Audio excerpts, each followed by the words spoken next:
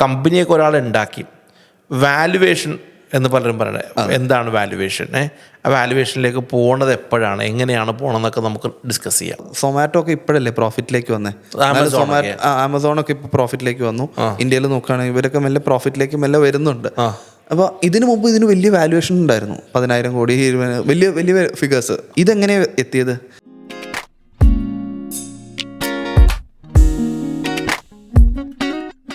മറ്റൊരു പോഡ്കാസ്റ്റിംഗ് എപ്പിസോഡിലേക്ക് നമ്മുടെ എല്ലാ സുഹൃത്തുക്കൾക്കും സ്വാഗതം. ഐസക്കുമായിട്ടുള്ളത് എപ്പിസോഡുകൾ നമ്മുടെ ആളുകൾക്ക് പല രീതിയിൽ ഗുണം ചെയ്യുന്നുണ്ട്. കഴിഞ്ഞ എപ്പിസോഡ് സർക്കാർ കൊടുക്കുന്ന ഫണ്ടുകളെക്കുറിച്ച് നമ്മൾ ലളിതമായിട്ട് സംസാരിച്ചു. ഇന്നത്തെ പ്രധാനപ്പെട്ട കാര്യം, ഇപ്പോൾ കമ്പനിയൊക്കെ ഒരാൾ ഉണ്ടാക്കി വാല്യുവേഷൻ എന്ന് പലരും പറയണത് എന്താണ് വാല്യുവേഷൻ, ആ വാല്യുവേഷനിലേക്ക് പോകണത് എപ്പോഴാണ്, എങ്ങനെയാണ് പോകണമെന്നൊക്കെ നമുക്ക് ഡിസ്കസ് ചെയ്യാം. അല്ലേ? അപ്പം നമ്മുടെ കമ്പനി വാല്യുവേഷനിൽ പോകാമല്ലോ, നമ്മളന്നുകൊണ്ടിരിക്കുകയാണല്ലോ. അതെങ്ങനെയാണ് അതിൻ്റെ സെറ്റപ്പ് കാര്യങ്ങളൊക്കെ? വാല്യുവേഷൻ ഈ ഒരു അടുത്ത കാലത്തായിട്ട് ഒരു ഹോട്ട് ടോപ്പിക്കാണ്. ഒരുപാട് സ്റ്റാർട്ടപ്പുകളും ഒരുപാട് ഫണ്ടിങ്ങുകളൊക്കെ വന്നപ്പോൾ ഇത്ര വാല്യുവേഷൻ കിട്ടി, ഇത്ര വാല്യുവേഷൻ ഫണ്ട് വന്നു എന്നൊക്കെ പറയുന്ന ഒരു ഹോട്ട് ടോപ്പിക്കാണ്. വാല്യുവേഷൻ എന്ന് പറഞ്ഞാൽ നിങ്ങളുടെ നിലവിലുള്ള ഒരു ബിസിനസ്സിന് ഒരു വാല്യൂ നിർണ്ണയിക്കുന്ന പ്രോസസ്സ് തന്നെയാണ്, ആ പേര് പറയുന്ന പോലെ തന്നെ. എപ്പോഴാണ് ഒരു വാല്യുവേഷനിലേക്ക് പോകേണ്ടതെന്ന് പറയുമ്പോൾ, എപ്പോഴും പുറത്തുനിന്നൊരു ഇൻവെസ്റ്റ്മെൻ്റ് ഒക്കെ എടുക്കുമ്പോഴായിരിക്കും അധികം ഒരു വാല്യുവേഷനിലേക്ക് പോവാം. പുറത്തുനിന്ന് ഇൻവെസ്റ്റ്മെൻ്റ് ഒക്കെ പുറത്തുനിന്നോ, അല്ലെങ്കിൽ ഒന്നെങ്കിൽ ഇൻസ്റ്റിറ്റ്യൂഷണൽ ഫണ്ടിങ്ങോ, അല്ലെങ്കിൽ വേറൊരു പാർട്ട്ണറെ ആഡ് ചെയ്യുമ്പോഴോ.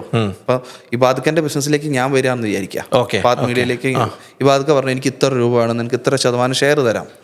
അപ്പം എനിക്കത് കൺവിൻസ് ആവണ്ടേ, ഞാൻ ഇത്രയും പൈസ തരുന്നതിനൊരു മൂല്യം ഇബാദുക്കൻ്റെ ബിസിനസ്സിനുണ്ടെന്നുള്ളത്. അതൊരു സാധാരണ ലെവലിൽ ഏതൊരു ബിസിനസ്സുകാരനോ അല്ലെങ്കിൽ ഇൻവെസ്റ്ററോ നോക്കും.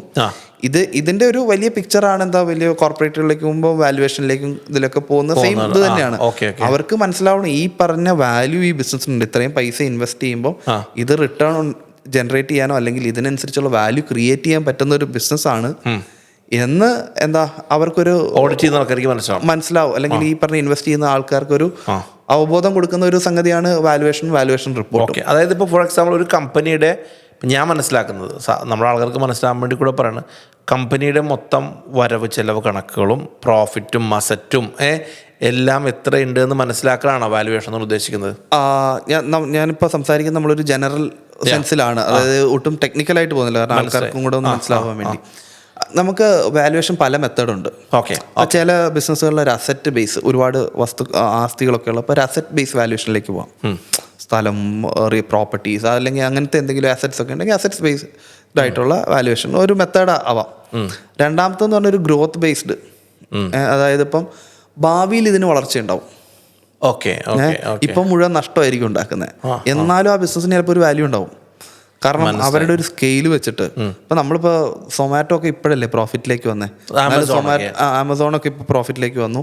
ഇന്ത്യയിൽ നോക്കുകയാണെങ്കിൽ ഇവരൊക്കെ മെല്ലെ പ്രോഫിറ്റിലേക്ക് മെല്ലെ വരുന്നുണ്ട്. അപ്പോൾ ഇതിനു മുമ്പ് ഇതിന് വലിയ വാല്യുവേഷൻ ഉണ്ടായിരുന്നു, 10,000 കോടി, വലിയ വലിയ ഫിഗേഴ്സ് കൃത്യം ഓർക്കുന്നില്ല, എന്നാൽ പോലും വലിയ വലിയ ഫിഗേഴ്സ് ഉണ്ടായിരുന്നു. ഇതെങ്ങനെ എത്തിയത്? ഇവർക്ക് ഈ മാർക്കറ്റിലൊരു എന്താ പറയുക ഒരു സ്വാധീനമുണ്ട്. ഇത്ര കസ്റ്റമേഴ്സിനെ സെർവ് ചെയ്യുന്ന ആൾക്കാരാണ്, ഈ സ്കെയിലിൽ ബിസിനസ് ചെയ്യുന്ന ആൾക്കാരാണ്, ഇത്ര ഡാറ്റയുണ്ട്, അല്ലെങ്കിൽ ഇത്ര ഓപ്പറേഷൻ ചെയ്യുന്ന ആൾക്കാരാണ്, ഇതൊരു ഇത്ര വർഷം കൊണ്ട് പ്രോഫിറ്റിലേക്ക് മാറാം. ഇതിനൊക്കെ അടിസ്ഥാനമാക്കി എന്താ ഇവരുടെ ഒരു ഫ്യൂച്ചർ ഗ്രോത്തിനെ, ഭാവിയിൽ ഈ ഗ്രോത്തിലേക്ക് എത്താം എന്നുള്ള ഒരു ആംഗിളിൽ പോലും നമുക്ക് എന്ത് ചെയ്യാം, വാല്യുവേഷൻ എടുക്കാം. ഒരു ഡിസ്കൗണ്ടഡ് ക്യാഷ് ഫ്ലോ മെത്തേഡ് എന്നൊക്കെ പറഞ്ഞാൽ അങ്ങനത്തെ ഒരു സംഗതിയാണ്. ഭാവിയിലേക്ക് ഇതിന്റെ ഒരു ഗ്രോത്തിനെയൊക്കെ കണക്കാക്കി ഇന്നത്തെ വാല്യൂ നിർണ്ണയിക്കുന്നു. നിങ്ങൾ അങ്ങനെ വാല്യുവേഷൻ ചെയ്ത് കൊടുക്കുന്നുണ്ടോ കമ്പനികൾക്ക്? നമ്മൾ ചെയ്യാറുണ്ട്. എന്താണ് ക്രൈറ്റീരിയ പറയുന്നത്? എന്താണ് ഒന്ന്, അതായത് ഇതിന്റെ ഒരു അടിസ്ഥാനം എന്ന് പറഞ്ഞാൽ നമ്മുടെ ഗ്രോത്ത്, നമ്മൾ എന്താണ് പ്രൊജക്ഷൻ കൃത്യമായിട്ട് ഉണ്ടാക്കുക എന്നുള്ളതാണ്.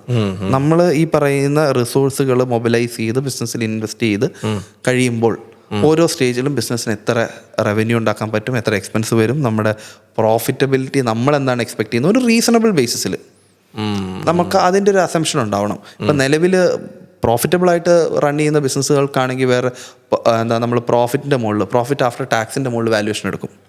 അപ്പോൾ നമ്മൾ ലിസ്റ്റിങ്ങിലേക്കൊക്കെയാണ് കമ്പനി പോകുന്നതെങ്കിൽ പ്രോഫിറ്റ് ആഫ്റ്റർ ടാക്സിൻ്റെ മുകളിലാണ് വാല്യുവേഷൻ എടുക്കുന്നത്, ഫ്യൂച്ചർ ഗ്രോത്ത് ഒന്നുമല്ല. എത്ര പ്രോഫിറ്റ് ടാക്സ് കഴിഞ്ഞിട്ട് എത്ര പ്രോഫിറ്റ് ഉണ്ട്, അതിന്റെ 10x 15x അതിലേക്ക് അങ്ങനെ ഒരു മെത്തേഡ് ഉണ്ട്. അപ്പോൾ നമ്മുടെ പർപ്പസ് എന്താണ്, ഈ വാല്യുവേഷൻ കൊണ്ടുള്ള പർപ്പസ് എന്താണോ അതിനനുസരിച്ചുള്ള മെത്തേഡാണ് നമ്മളെപ്പോഴും വാല്യുവേഷൻ, ആ മെത്തേഡാണ് നമ്മൾ യൂസ് ചെയ്യുന്നത്. അതെ. അപ്പോൾ എന്തായാലും നമ്മുടെ ആൾക്ക് ഇങ്ങനെ എന്തെങ്കിലും സംശയം ഉണ്ടെങ്കിൽ വിളിക്കട്ടെ. തീർച്ചയായിട്ടും അല്ലേ? ഇതൊരു വലിയൊരു സബ്ജക്റ്റാണ്. ഒരുപക്ഷെ നമ്മുടെ വീഡിയോ കാണുന്ന എല്ലാ ആൾക്കാർക്കും ഒരുപക്ഷെ അതിൻ്റെ ആവശ്യകത ഉണ്ടാവില്ല.